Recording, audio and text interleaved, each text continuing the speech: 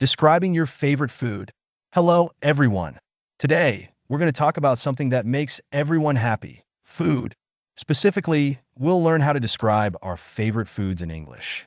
This is a great topic because everyone loves food, and talking about food is a fantastic way to connect with people from different cultures. Let's start with some basic words we'll need when describing food. We have words like delicious, which means very tasty, appetizing, which means it looks or smells so good that it makes you want to eat it, and mouth-watering, which is similar to appetizing but even stronger. We also have words for different tastes like sweet, salty, sour, bitter, and spicy. Now, when we describe our favorite food, we don't just talk about how it tastes. We can also talk about its appearance, smell, texture, and even the memories or feelings it brings up for us. Let's go through each of these aspects. 1. Appearance. We can describe how the food looks. Is it colorful? Does it have an interesting shape? For example, my favorite pizza has a golden brown crust and is topped with bright red tomatoes and green basil leaves. 2. Smell. The aroma of food is often what makes us hungry. We might say something like, "The smell of freshly baked bread always makes my mouth water." 3. Texture. This is how the food feels in your mouth. Is it crunchy? Soft? Creamy? For instance, I love how crunchy the outside of fried chicken is while the inside stays juicy and tender. 4. Taste. Of course, this is very important. We can describe the main flavors and how they work together. The sweetness of the mango perfectly balances the spiciness of the chili in my favorite Thai salad. 5. Temperature. Is the food best served hot or cold? There's nothing better than a bowl of hot soup on a cold day. 6. Memories or feelings. Often, our favorite foods are connected to special memories or make us feel a certain way. Whenever I eat my grandmother's apple pie, it reminds me of happy family gatherings. Now, let's practice describing a favorite food. We'll use pizza as an example, as it's a popular food in many countries. My favorite food is pizza. Just thinking about it makes my mouth water. A good pizza starts with a perfectly baked crust. It should be thin and crispy around the edges, but still soft enough to fold. The crust is like a canvas for all the delicious toppings. The base of the pizza is usually a tangy tomato sauce. It's spread evenly over the crust, giving each bite a burst of flavor. On top of the sauce, there's a generous layer of cheese. I love how it melts in the oven, becoming gooey and stretchy. When you take a bite, the cheese pulls away in long, delicious strings. My favorite toppings are pepperoni and mushrooms. The pepperoni adds a spicy, slightly salty flavor, and it gets crispy around the edges as it cooks. The mushrooms provide a nice earthy taste and a soft texture that contrasts with the crunchy crust. When the pizza comes out of the oven, the smell is incredible. It fills the whole room with a mouth-watering aroma of baked bread, melted cheese, and spices. The top of the pizza should be golden brown, with the cheese bubbling and the toppings looking perfectly cooked. Taking that first bite of a hot, fresh pizza is always exciting. The flavors all come together in your mouth. The tangy sauce, the creamy cheese, the spicy pepperoni, and the savory mushrooms. The different textures make each bite interesting, from the crunch of the crust to the softness of the toppings. For me, pizza isn't just delicious food. It's also connected to happy memories. I remember having pizza parties with my friends when I was younger, or enjoying a family dinner with a large pizza to share. Even now, getting pizza with friends is always a fun, relaxed occasion. That's why pizza is my favorite food. It's not just tasty, it's a whole experience that engages all your senses and brings people together. This description covers the appearance, smell, texture, taste, and even the emotional connection to the food. Now let's break down some of the language we used. 1. Makes my mouth water. This is an idiom meaning that something looks or smells so good that it makes you want to eat it. 2. Burst of flavor. This means you can taste the flavor very strongly. 3. Gooey and stretchy. These words describe the texture of melted cheese. 4. Earthy taste. This is often used to describe the flavor of mushrooms or other foods that taste like they're connected to nature. 5. Golden brown. This is a common way to describe the color of well-cooked food. Now, let's practice describing another favorite food. This time we'll talk about sushi. One of my absolute favorite foods is sushi. Sushi is a Japanese dish that typically consists of vinegared rice combined with various ingredients like raw fish, vegetables, and sometimes tropical fruits. What I love about sushi is its perfect balance of flavors, textures, and its beautiful presentation. When you look at a plate of sushi, it's like looking at a work of art. Each piece is carefully crafted and arranged. The colors are vibrant and appealing. You might see the pink of fresh salmon, the white of tender squid, the green of avocado, and the black of nori, seaweed, wrapping. The contrast of colors makes the dish look fresh and appetizing. The smell of sushi is subtle but enticing.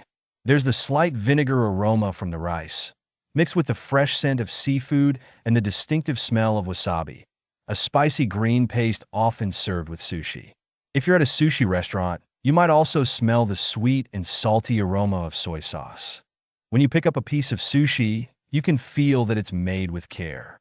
The rice is sticky enough to hold together, but each grain is still distinct. Good sushi rice is never mushy.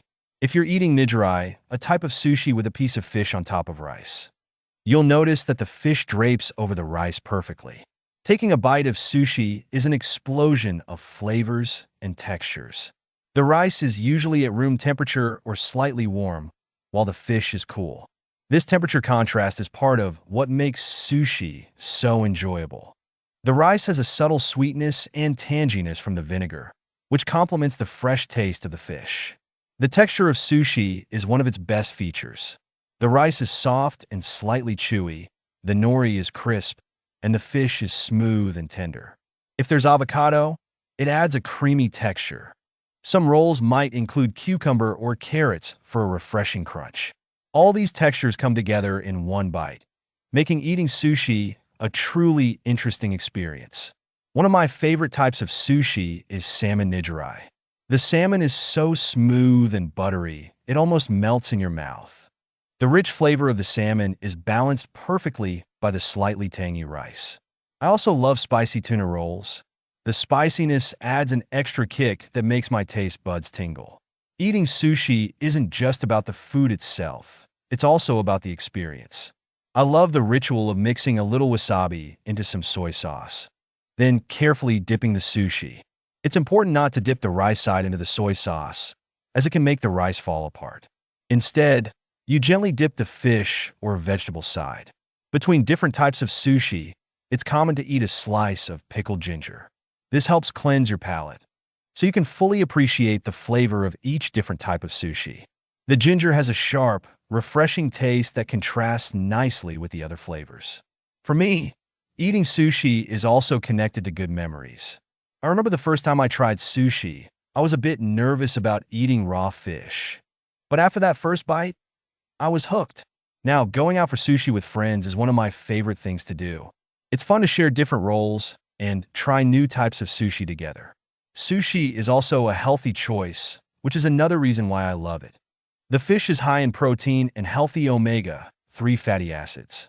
The vegetables provide vitamins and fiber. And because the portions are usually small, it's easy to control how much you eat.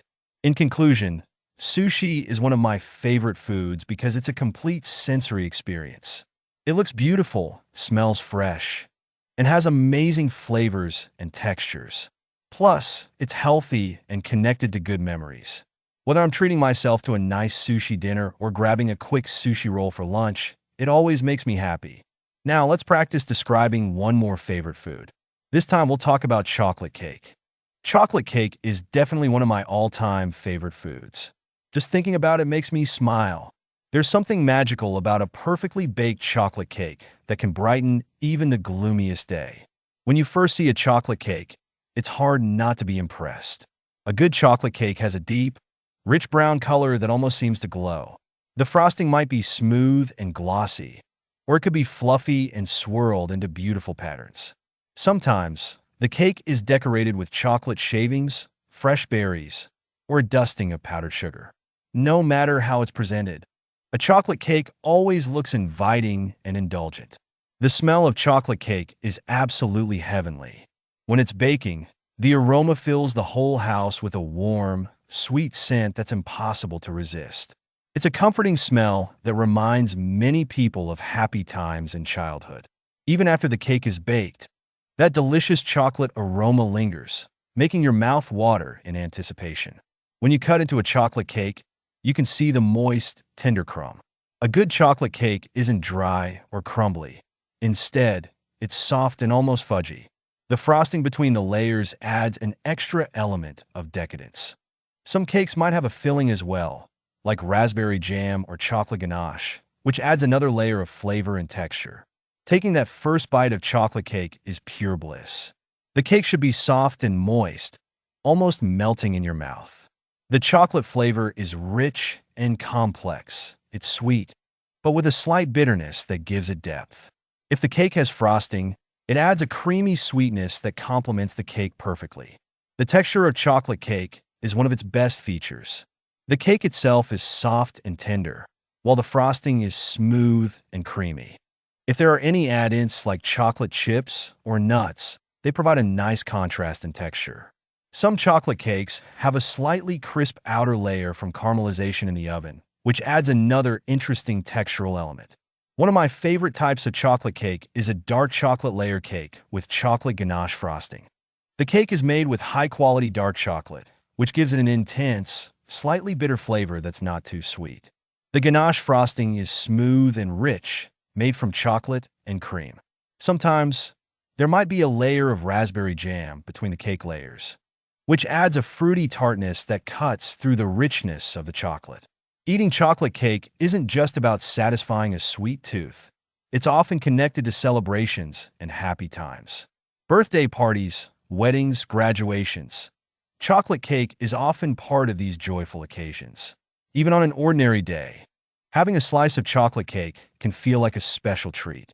For me, chocolate cake also brings back wonderful memories. I remember my mother baking chocolate cakes for special occasions when I was a child. The smell would fill the house, and I'd eagerly wait for the cake to be ready. Now, whenever I eat chocolate cake, it brings back those warm, happy memories. While chocolate cake isn't the healthiest food, I believe it's good for the soul.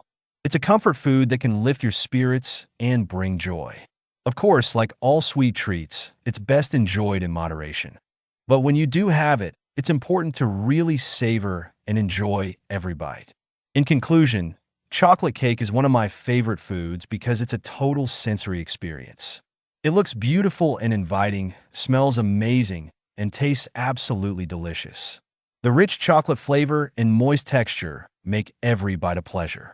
Plus, it's often associated with happy memories and celebrations. Whether it's a homemade cake or one from a bakery, a good chocolate cake is always a treat to be savored and enjoyed. Now that we've described 3 different favorite foods, let's talk about some tips for describing your own favorite food. 1. Start with the basics. What is the food called?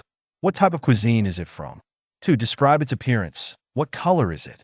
How is it presented? Does it look appetizing? 3. Talk about the smell. How does it smell? Does the aroma remind you of anything? 4. Describe the texture. Is it crunchy, soft, creamy, or chewy? How does it feel in your mouth? 5. Discuss the taste. What are the main flavors? Is it sweet, salty, spicy, or savory? How do the flavors work together? 6. Mention any special ingredients or cooking methods. Is there a secret ingredient that makes it special? How is it prepared? 7. Share any memories or feelings associated with the food. Does it remind you of a special occasion or a particular person? 8. Explain why it's your favorite. What makes this food stand out from others for you? Remember, when you're describing food, it's okay to be enthusiastic. Food is something that brings people together and makes us happy, so don't be afraid to show your excitement. Here are some useful phrases you can use when describing your favorite food. It's mouthwatering. It's a real treat. It's to die for. It melts in your mouth. It's bursting with flavor. It's simply delicious. It's comfort food for me. I can't get enough of it. It's my all-time favorite. It's out of this world. These phrases can help you express how much you enjoy the food in a natural, native-like way. As we come to the end of our lesson on describing your favorite food, let's recap the main points. 1. Describing food involves all the senses: sight, smell, touch, texture, and taste. 2. It's important to use vivid, descriptive language to really bring the food to life for your listener. 3. Don't forget to mention why the food is special to you. Personal connections and memories can make your description more interesting and relatable. 4. Use a variety of adjectives to describe different aspects of the food. 5. Practice using idiomatic expressions related to food to sound more natural.